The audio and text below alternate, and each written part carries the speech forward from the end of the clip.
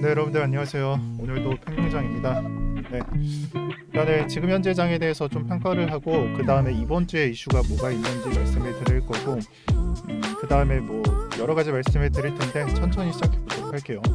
일단은 지금 현재는 비트코인 모습부터 보면은 그다지 그렇게 뭐 변동성이 있거나 아니면 장을 크게 흔들거나, 그래서 변동성은 이렇게 나오는 거고 이렇게 나오는 거고 크게 흔들면 이렇게 나오는 건데 이거 둘 다 나오고 있지 않죠.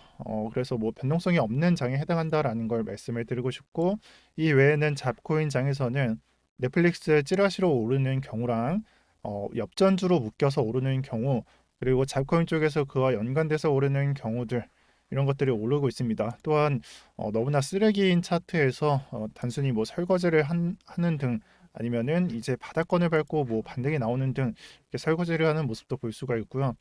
나머지는 그냥 비트코인 따라서 약세장을 그려가고 있다. 이 표현이 딱 맞는 것 같습니다. 그리고 뭐 지지의 경우에는 제가 차트를 4시간 봉으로 바꿨고요. 제가 고려했을 때는 1차적으로는 37K에서 지지가 나온다라고 한 부분에서 지금 현재는 크게 떨어지지 않고 가는 모습 보여지고 있고, 만약에 여기서 앞으로 좀 악재가 겹친다거나 아니면 하락분이 좀 더 크게 나온다면은 뭐 이 구간을 터치를 또는 이 위에를 막 건드는 모습이 나올 텐데, 제 생각에는 34에서 33 이 구간 있죠. 이 구간만큼은 일단 제 개인적인 생각인데 지켜질 것 같습니다. 그래서 단기적으로는 지켜진다. 그게 언제까지?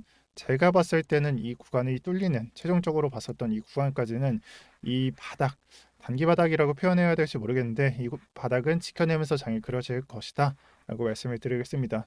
그리고 제가 현재 투자 중인 알트코인들은 지금은 좀 많이 올라오긴 했는데 어, 조금 약손실 중에 있습니다. 5% 이하로 약손실 중에 있고요.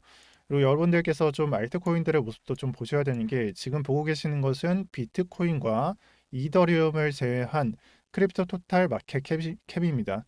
그럼 뭐죠? 시총에서 비트코인과 이더리움을 제외했을 때 그 값에 해당한다는 거예요. 빌리언으로 표시가 되어 있죠. 이 차트로 봤을 때도 지금 현재는 변동폭을 계속 줄여나가는 과정 중에 있지만, 그 와중에서도 고점도 내려가고 가면 갈수록 이 변동폭이 줄어들 수밖에 없는 그런 구조에 갇혀 있다라는 걸 볼 수가 있습니다. 또한 이 차트는 무조건 또는 조금은 후행성으로 따라가더라도 비트코인을 좀 따라가게 되어 있고요. 다만 조금은 다른 게, 시간 관계상 후행성이 되거나 아니면 뭐 선행성은 많이 없기는 한데 선행할 때도 간혹 있다는 걸 제가 말씀을 드리고 싶습니다. 그래서 이 차트를 보면서 말씀드리고 싶은 것은, 이 변동성이 낮고 되게 뭐 약간 지루하다라는 표현을 쓸 수 있는 장들이 있죠. 여기도 그렇고 뭐 이때는 더할 나위 없이 진짜 패닉이었죠. 더 내려간다면은 진짜 지옥이었으니까요. 그리고 뭐 이쯤에서도 그랬을 거고, 대충 보면은 비슷한 자리는 다 똑같아요. 이 자리, 이 자리, 이 자리 모두 다 그런 감정을 느끼고 있다라고 말씀을 드릴 거고요. 그 다음이 이번 주에 말씀드릴 부분이죠. 그래서 저는 첫 금리 인상 카운트다운, 이 금리 인상을 한다는 내용이 가장 중요한 것 같습니다.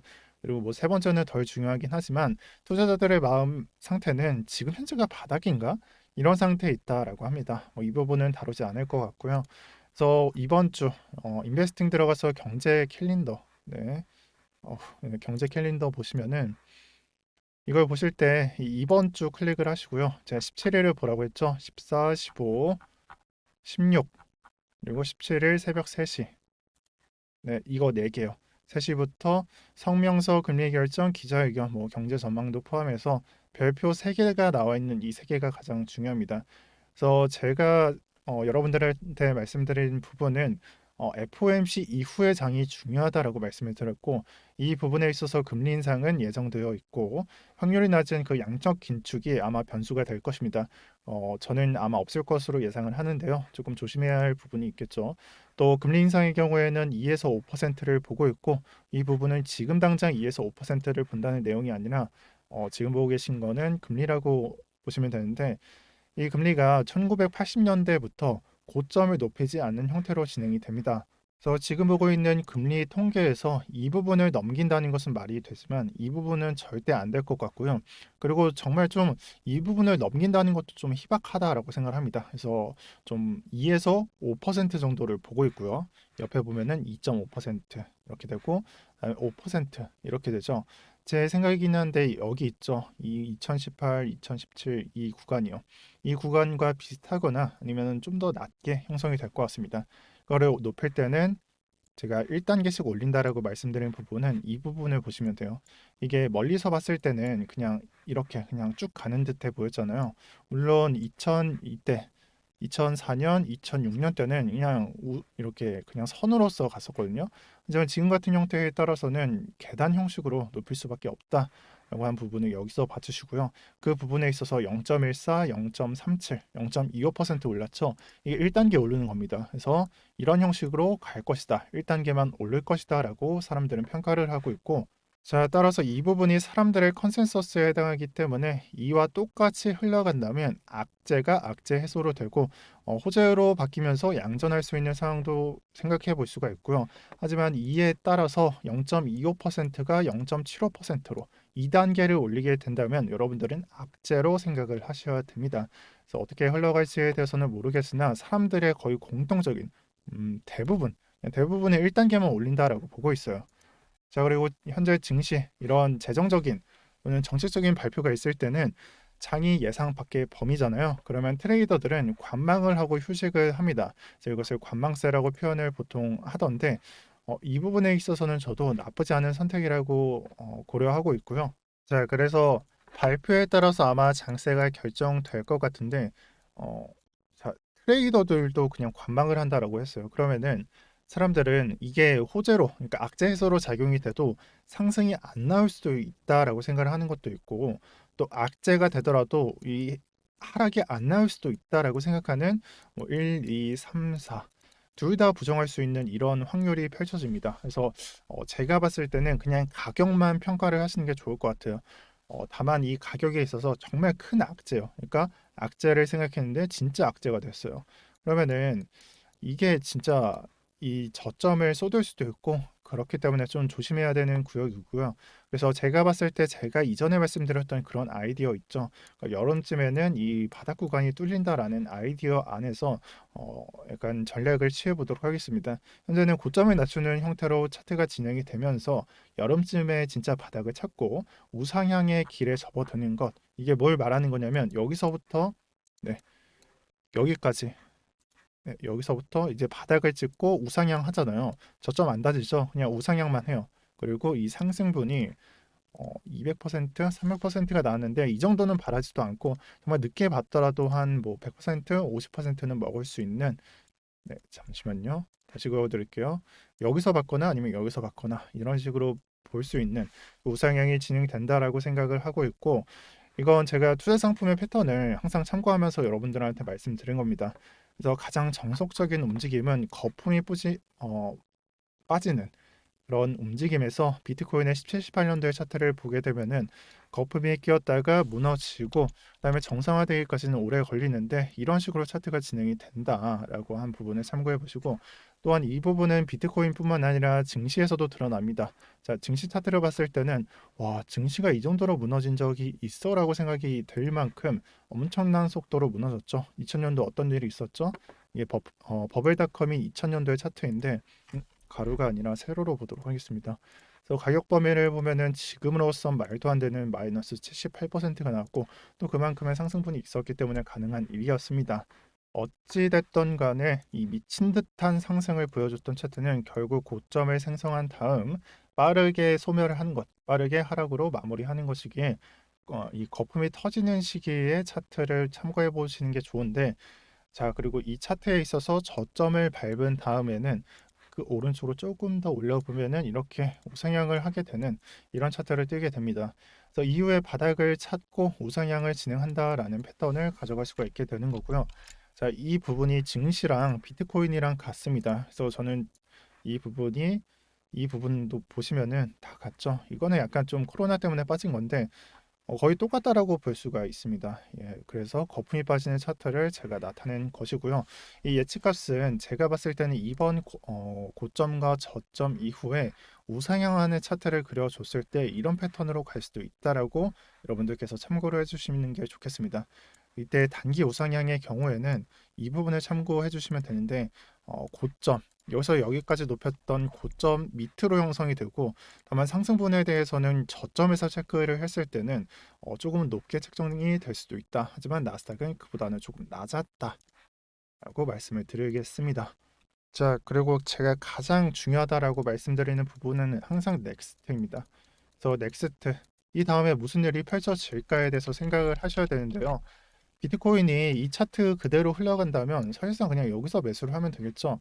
하지만 그 과거를 보면 알 수가 있는 게, 이 나스닥을 봤죠. 나스닥 2000년도랑 비트코인의 17, 18년도 이 차트를 봤었고, 그렇다면은 이 이후를 참고할 때는 나스닥에, 또 비트코인의 이 이후를 참고할 때는 나스닥의 차트를 보시면 되는데, 자, 나스닥의 차트를 보게 되면은 엄청 길죠. 2003년부터 2022년도까지 거의 20년도의 차트에 해당합니다. 야, 근데 평경상아, 지금 보면은 사실상 어떻게 보면은 올라가기만 했지.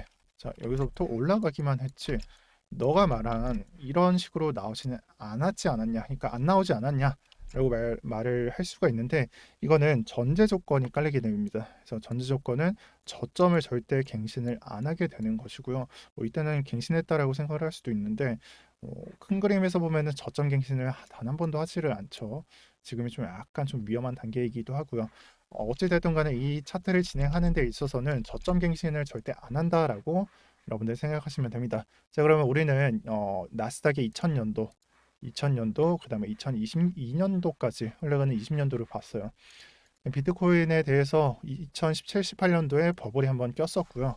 흰색으로 꼈었고, 그 이후의 차트가 어떻게 흘러갈지에 대해서 궁금하잖아요. 그거는 딱 하나만 말씀을 드릴게요. 제가 제 시나리오에 있어서 제가 생각한 차트는 이거 그대로 그리고요. 그다음에 저 같은 경우에는 이런 식으로 흘러간 다음에 갱신하고 이런 식으로 여름쯤에 이게 발생이 한다라고 말씀드렸잖아요. 근데 이게 만약에 깨지게 된다면 그 전제 조건도 필요하다라고 생각합니다. 그래서 그 전제 조건으로는 나스닥이 저점이 안 무너졌던 것처럼 비트코인도 34, 33K 있죠. 34, 33K 또 28.8K까지 고려할 수 있는데, 저는 중요한 부분이 이 부분이라고 생각합니다. 비트코인이 나스닥처럼 그냥 우상향만 그냥 이런 식으로 만들어 줄 조건으로는 비트코인은 이 지점을 지키려고 할 것입니다. 그래서 이걸 선행 조건이라고 생각을 하는데, 33에서 34K를 지키는 선행 조건이 충족했을 때에는 이 나스닥의 경우에도 죄송합니다. 비트코인의 경우에도 나스닥 차트처럼 이런 식으로 흘러갈 수도 있다. 무너진 다음에 다시 올려주는 등, 네, 이런 식으로 흘러갈 수도 있다. 이거는 무시하세요. 코로나 차트예요. 그래서 이런 식으로 이렇게 보시면 될 듯합니다. 자, 그래서 저 같은 경우에는 이 시나리오상 주 시나리오는 저는 이런 식으로 고점을 낮춰주는 형태로 진행이 된다라는 게 주 시나리오고요. 만약에 이 형태에 있어서 이 지점을 지켜준다면 그 다음 펼쳐지는 장에 대해서도 보조 시나리오로서 준비를 해보려고 합니다. 이렇게 말하니까 정말 어렵잖아요. 그죠? 그냥 손절가 걸고 이 구간에서 매수를 진행하시면 됩니다. 얼마나 쉬워요. 이런 식으로 진행하시면은 저점을 이탈하고 저점을 갱신했다는 내용이기 때문에 시나리오가 안 맞았다. 그러니까 관점이 틀렸다라는 말에 해당합니다. 그러지 않기 위해서는, 그러니까 포모가 발생하지 않기 위해서는 손절가 걸고 대응하시는 게 낫습니다. 자, 그리고 추가로 지금 장에 대해서 제 개인적인 생각 하나 말씀드리고 영상 종료하도록 하겠습니다. 말이 꼬이죠? 자, 현재장에 대해서는 저는 여러 기회가 많다라고 생각을 하지만 정말 매매하기가 어려운 장이라고 생각을 합니다. 정말 말도 안 되는 차트를 보여줬던 이 쓰레기 홀드를 한번 보도록 하겠습니다. 자, 이 장에 대해서 여기서 들어가신 분 있나요? 저는 들어가도 좋다라고 봤었어요. 하지만 어, 현물에서 이 현물 시장에서는 매매하기가 굉장히 어렵습니다. 그리고 미리 말씀드리지만 선물 매매에 대한 추천은 아니며 이건 지극히도 제 개인적인 의견임을 말씀드립니다. 여러분들께서 매수, 매도 또 익절, 손절 계획을 잡고 매매하신다면은 이런 장에서는 정말 매매하기가 어렵다는 걸 이해하실 겁니다. 적어도 뭐 전업 트레이더 마냥 장을 계속 보지 않는 사람들은 제가 말씀드린 부분은 해당 사항이 아니고요. 왜냐하면 이게 이 매매 계획을 세워본 사람은 알 수가 있었을 텐데, 오늘이 3월 14일 19시죠. 그렇다면은 3월 13일에 뭐 자기 전에 또는 뭐 오전에, 야, 나는 스레스 홀드 140원 이탈을 안 시킬 것 같아. 그리고 만약에 140원 이탈을 안 한다면 140원대의 매수를 가져가고 이 부분에서 150원 아래 140원 사이에서 매수를 가져가고 이때쯤이나 이때쯤 내가 분할 매도를 할 것이야 라고 생각을 했었다면은 계획상 매수는 140원대, 또 손절은 139원, 또 익절은 뭐 150원 또는 162원 이렇게 해서 성공을 했을 겁니다. 하지만 제가 뭐라 그랬어요? 세 가지가 필요하다라고 했죠. 매수 가격, 또 매도 가격, 여기 익절이라고 표현을 할게요. 그리고 매도에는 손절도 있죠. 이 세 가지를 해야 되는데 이 업비트나 빗썸이나 매매를 하실 때는 매수를 함과 동시에 익절가와 손절가를 동시에 걸 수가 없습니다. 자, 이 말이 뭔가요?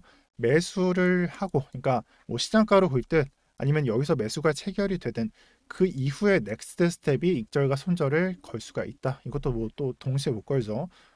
네, 정말 불편한데, 자, 이게 불편해요. 지금 장에서는. 그래서 아까 말씀드렸던 전업 투자자 있죠. 장을 계속 보는 사람들은 체결됐네, 익절 손절 해야겠네, 가격을 내가 체크해야 되겠네 라고 할 수 있겠지만, 장을 정말 많이 본다, 직장인인데 하루에 1시간은 볼 수 있다 라고 하시는 분들도 이게 쉽지가 않아요. 네, 이거에 어떻게 반응하냐 말이죠. 이게 1시간 봉인데 아마 30분 안에 이게 모든 게 체결이 됐을 거예요. 네, 이 부분이죠. 네, 8시부터 장 개장한 다음에 조금 쏟을 때 이때 하고, 그 다음에 12시에도 받고. 근데 이 부분에 있어서 만약에 내가 하루에 3번만 보는 사람이라면, 만약에 이게 반등이 안 나왔죠? 그러면 하염없이 여러분들은 물릴 수밖에 없어요. 근데 140원에 손절을 할 수가 없어요, 절대. 왜냐면 방금 말씀드린 부분 때문에. 뭐였죠? 매수 체결 전까지는 익절과 손절을 할 수가 없습니다. 걸 수가 없어요. 그래서 이거랑 정반대되는 게 뭐가 있을까요? 선물이 되겠죠. 이 선물 쪽은 포지션을 진입했을 때 이 매수가를 우리가 설정을 했을 때 익절과 손절을 형성할 수 있습니다. 그래서 이것이 가능하기 때문에 손익비, 그래서 얼마나 손절률이 책정이 되고 익절률은 얼마나 되냐, 이것을 나누면은 손익비가 나오죠. 그래서 손익비 계산도 되고, 이 계획적인 매매에 있어서는 선물상이 좀 더 낫습니다. 근데 이마저도 좀 손절이 뭔지 모르고 그냥 매매를 하시는 분들은 사실상 필요 없는 얘기이기 때문에 제가 뭐 선물 시장에 대해서는 제가 말씀을 안 드리지만, 계획적인 매매를 하시는 분들은 이게 무슨 말인지 이해가 되실 겁니다. 그렇기 때문에 현물 시장에서는 매매하기가 굉장히 어렵다라고 말씀을 드리고 싶고요. 자, 그래서 제 입장에서는 유튜브에서 현물만 다루기 때문에 이 부분에 있어서 조언을 해드리자면은, 여러분들께서 앞으로는 뭐 제 영상 보시는 분들은 존버 안 하시겠지만, 앞으로 존버하지 마시고 매매를 하셔야 여러분들께서는 다음 단계, 다음에 내가 어떻게 매매를 하는지, 그리고 얼마나 매매를 잘하게 되는지, 그렇게 다음 단계를 나아갈 수 있다라고 저는 생각을 하고요. 여러분들께서 계산이 안 된다면은 투기밖에 되지가 않습니다. 그래서 뭐 리플의 경우에도 내가 만약에 이때 매수를 했다면 손절가 여기에 책정을 하고, 또는 이 부분에 체크를 하고, 아니면 주봉상 봤을 때 손절가를 걸으셔도 되고, 이건 그런 게 아니고요. 아무튼 그런 식으로 스튜디오와 겹쳐서 좀 다른 내용인데, 여러분들께서 이런 계산이 안 된다면은 투기밖에 되지가 않습니다. 그래서 지금 장을 보면 저는 얼마나 많은 사람이 투기를 하고 있는지 볼 수가 있다라고 생각을 하고, 이거는 뭐 무비블록이나 뭐 예를 들면은 뭐 메인 프레임 같이 이런 코인들이 많이 오르기 때문에 제가 드리는 말은 아닙니다. 현재 일 거래 대금을 보게 되면은 이전보다 업비트 전체 거래 대금을 볼게요. 3조죠. 이전보다 거래 대금이 정말 각 거래소마다 많이 낮아졌습니다. 이 말은 현재장과 대입을 해보면은 현재장 비트코인 그냥 다 이렇죠. 그래서 이 장을 보면서 이해를 해보신다면, 이 장에 대해서 이 부분부터 또는 이 부분부터 물려서 이도저도 못하는 사람들이 많다는 걸 파악을 할 수가 있습니다. 이런 분들은 응원을 하긴 합니다만, 제가 봤을 때는 좀 때로는 성장을 위한 좀 그 전에 변화를 줘서 해보시는 것도 저는 나쁘지 않다라고 생각을 합니다. 그래서 다음부터는 조금 뭐 생각을 해라라는 말이 아니라 좀 변화를 줘도 나쁘지 않다. 그러니까 손절가 걸고 매매를 해라. 뭐 그런 식으로 말씀을 드리고 싶고요.